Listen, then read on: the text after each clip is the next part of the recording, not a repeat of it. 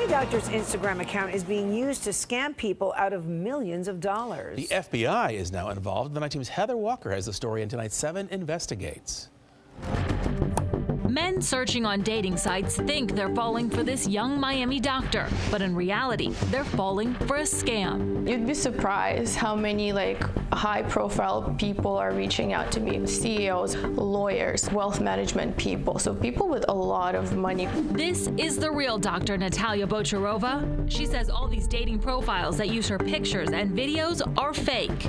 They have pictures of me with my grandparents. The dating profiles use her images from social media, along with her life story of being a traveling doctor and an immigrant from Ukraine. There are a lot of pretty girls online, but that's not what they're going after. They're going after my medical degree, my credentials. According to the FBI, the scam is known as pig butchering. I will say it is a strange name. It's not something that we came up with. It's what the scammers call it. The scam is given that name because the victims are fattened up for slaughter, enticed by promises of romance and riches, then drained of their money using investment fraud.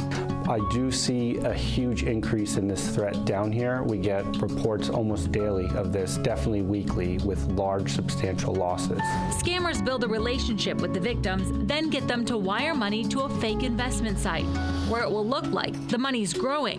They follow patterns of what a real trading site works. They function how they should work. You have two-factor authentication on some. They're to the T. The thing that these victims don't realize is the second they send their money, it's gone.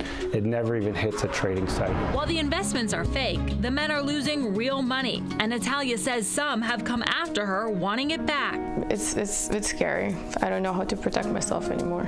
I can't tag my location. I can't tag where I'm at. I had to change my job. As much as I want to live my authentic life, I can't anymore because my freedom was taken away from me. Which is why she posted this video to her Instagram page to warn people and protect herself.